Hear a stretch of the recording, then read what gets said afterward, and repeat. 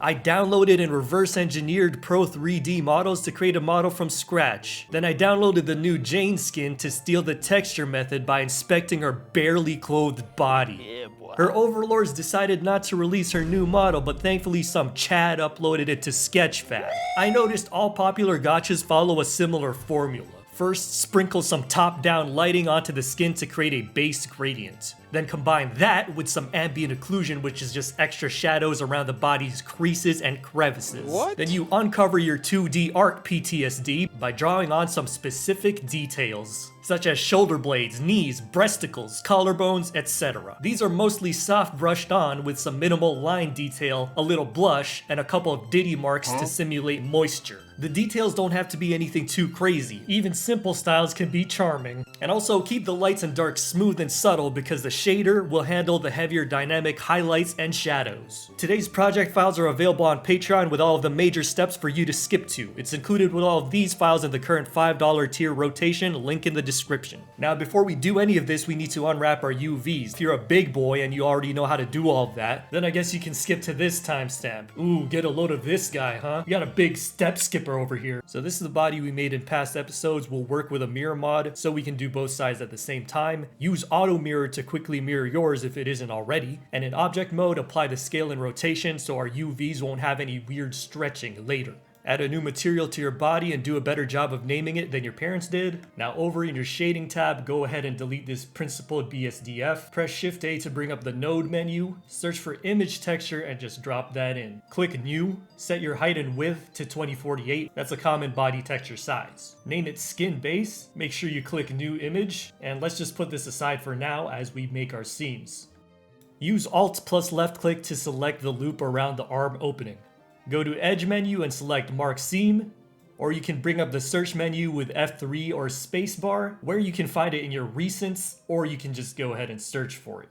Next seam is the wrist where it separates the arm from the hand. Edge select and mark it. Next up, boob seam if you have boobs. Press 2 to enter edging mode, then use Shift Alt left click to click all the way around and get that entire loop around the breast. So we went all the way around. I will mark this seam. If your character is flat or is a male character, you don't have to do this one.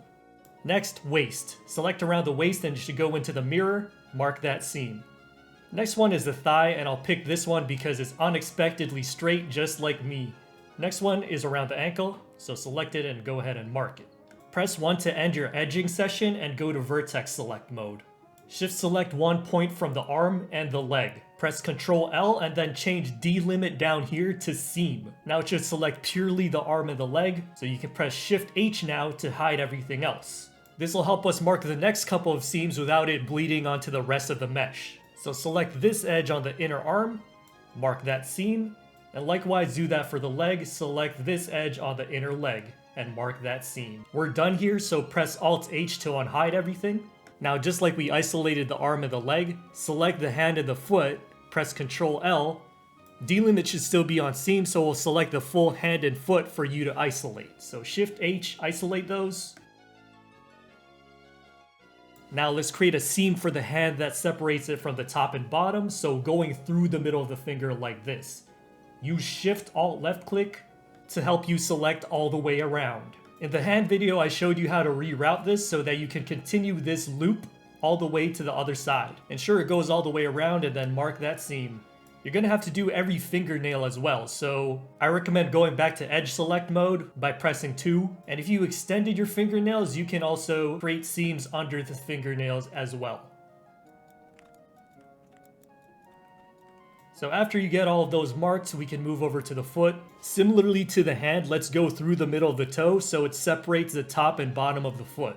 Ooh, that cleanly went all the way around, so let's go ahead and mark that. And you guessed it, you're gonna have to make a seam for every toenail as well. So go ahead and do that, take a quick sniff while you're down here, and mark those seams. Press Alt H to unhide everything, and this is our body with all the seams now. Go over to your UV editing tab so we can unwrap this. Click on the right window and press A to select all. This will make those points appear in the left window as well. Yours won't look like this because I already unwrapped it before, but that does not matter. You're now going to click on the left window and press A to select everything there. Then right click and press unwrap. And you should get something similar to this. If you have something like this where the islands are overlapping, then likely you have a seam somewhere that did not go all the way around. There's a gap in it. And if you have something like this where it's just infinitely shrinking into the middle, then you are straight up missing an entire seam. Go back and double check. And now what you're going to try to do is make the most of the space that you have here. I'm just going to change the texture color temporarily to something else so I can see the lines better. What I did here was just arrange all the nails together. Then just arrange everything the best you can like a jigsaw puzzle. If you scale the islands for the hands, feet, or nails, I suggest you do those together. Don't put them like too close together. You can leave some space so that you have some margins when you bake the textures later. But now that we've gotten this out of the way, let's create the base shading for our body. So first, we'll be simulating a soft top-down light source onto the body. Shift A, add an empty to our scene, just plain axes, and the placement of this will be in the middle of your torso and maybe ever so slightly forward. Just give it a name that you'll remember, skin shading point. Then head over to the shading tab, select your body object, so that will have your skin material in this slot, and just follow along. Add a texture coordinate and a geometry to the shader, as well as a vector math node. Change the object and texture coordinate to that empty you just made, and connect object to the top vector and normal to the bottom vector. Change the math here from add to dot product, and next add a color ramp. Change the black to a skin color, the dark skin color, and I'll just paste my hex code here that you can take for your purposes as well. And the one on the right will be your light skin color. So here's the hex code I'm using for that. And I bring this light color over about here, about 60% of the way.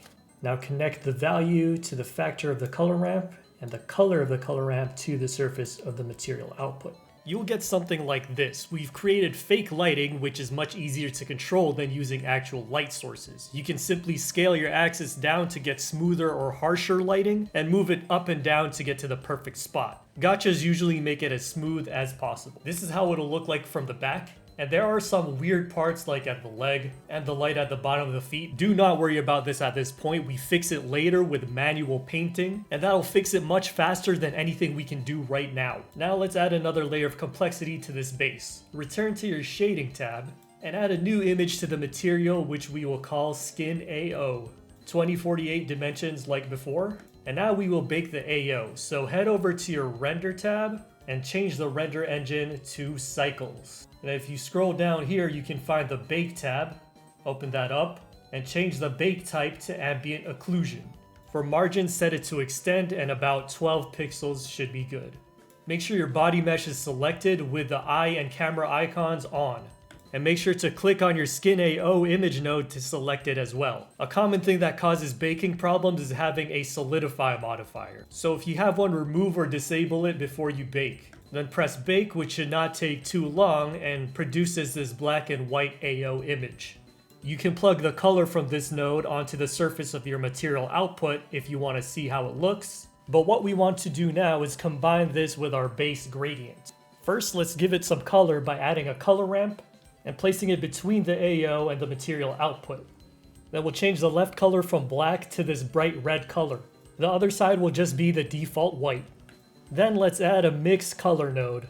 Place it between these. Plug the color from your gradient into B, slide the factor to 1, and change it from mix to multiply. Now our body has both the ambient occlusion and the base gradient. But the shading is too intense, at least for the traditional gacha style. So add another mix color node and place it here, and change the B color to the light skin color from your color ramp by copying over the hex code from this color ramp node. Then slide up the factor as much as you want. I do slide up on that thing quite a bit.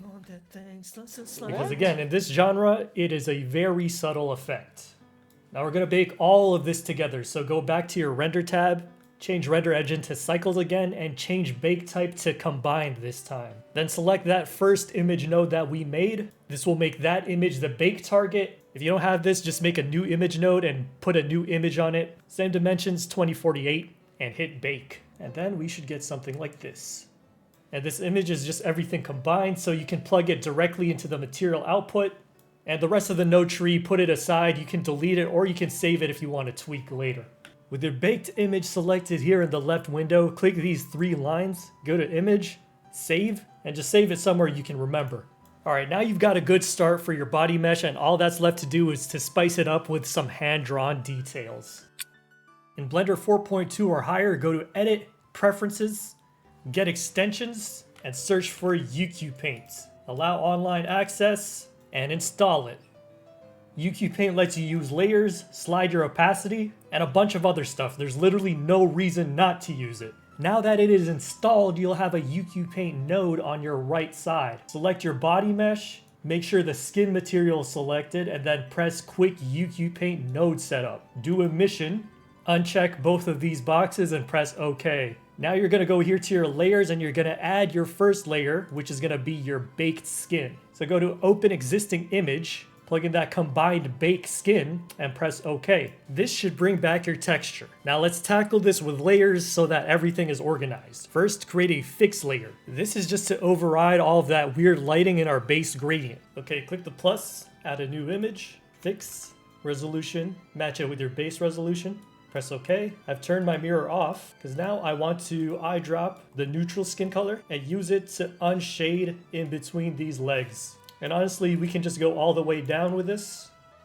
and fill in any weird spots that come up. You can also apply the same color to the bottom of the foot. I'm gonna try to do this in such a way that it doesn't interfere with this ambient occlusion in between the toes, because that would be a pain. And there you go. You only really have to do this for the lower half. Don't worry about the top half. It should be fine. Now create a palette layer and draw on some coral red for your blush color, white for your highlight color, a slightly darker skin shade for your shadow color, and an even darker version of that for your line color. You can put these wherever you want, but the purpose is just so that you can eyedrop these instead of manually selecting the color every time. I like to add a new layer called Sketch, where I'll just take our line color, lower my radius, and start sketching out some lines for all of the details that I want to do. So for the knees, try to use this mesh as a guideline. It doesn't have to be perfect, it's just a sketch layer, and we can refine the lines later. Let's do the back of the knees as well with these bracket-like lines. For the front of the knee, they go inward. Back of the knee, they go like that. Similar thing for the back of the elbows. And the other side of that.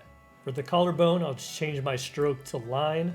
It goes approximately from the shoulder here to the middle, then it's gonna dip in like this. Let's see, maybe a little more like, yeah, something like that. If you want to detail the neck muscles, start from this point and then go outwards, and then go kind of like that. The side boob usually also has to get accentuated.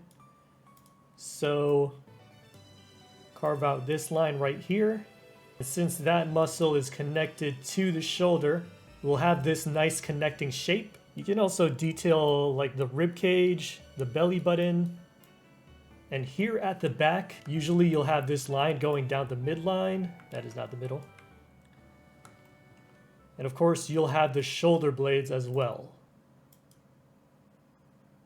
All right, now time for the actual shading. So this is where I'll add even more layers. Usually you'll have your shadows, you'll have highlights, you'll have the actual lines layer for some details, and you'll have a blush layer, which basically you dab on a little bit of red and it gives the skin some life to it. So let's do, for example, the knee. So I'm gonna eyedrop the shadow color that I chose earlier, blow up my brush, give it a lower strength, make sure my shadows layer is selected. And for the kneecaps, looking over at my Jane reference, her knee has this shadow going in between the lines, a very thin line at the outer edges, and a tiny highlight. So that's what we'll replicate. We'll take the shadow, just put it all there, toggle eraser, lower that strength as well, and just blend it in. And on the edges, just straight up erase it. So I like to do that, but for even finer blending, I tune down opacity slider until it looks as desired. Grab my line color, make sure lines is selected. It's just a very thin line on the outers. Toggle to eraser, and then blend it in even more finely. Select my highlights, dab it on. And lastly, take my blush color, apply it, and then same thing, just blend it in with the eraser. And just like the shadows, if it's still too strong, opacity slide, tune it down. And actually there should be 2 highlight layers because there should be some subtle highlight on the top of the knee. These are the Diddy highlights.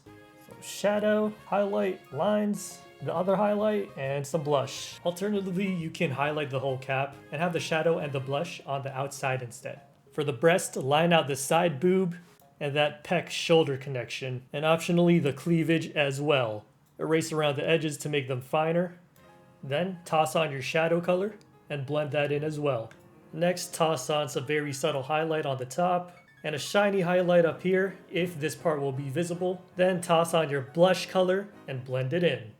For back and front of elbow, I kept it simple. Just a couple of lines on each side. For collarbone, I just did some shadows and a tapering little line here in the middle. And the back of the knees are just these crescent-shaped lines. For the shoulder blades, same thing, it's just a line, shadows, and a touch of blush in this area. And for the back midline, just break it up with different line width so it doesn't look like a straight line just going across the middle of the back. Then just a simple line for the belly button and very light on the abs and the rib cage. This should be enough to replicate the simpler art styles. Now yes, a base body texture by itself can look plain, but keep in mind there's still the shader, normal mapping, and outfit details which all will interact with it and add depth as we go along. Some models have some more complex things going on. Galbrana, for example, instead of the back texture just being mirrored, you can see that the whole thing is unwrapped so they can do the shadows differently on each side. But again, it's up to you how realistic and detailed you want to make yours. Like for this model, they go ahead and model the rib cage, abs, and belly button details, but you might not need all that, and you might even find it a little unsettling. Art styles vary between games, and they also vary within the same game. The back of Linnea's knees have hard lines and are slightly crescent-shaped, while Chisa's only uses gradient work and converges straight together without that bracket-like shape that Linnea's has. Basically, there's more than one way to do things, and just have fun finding what's right for you.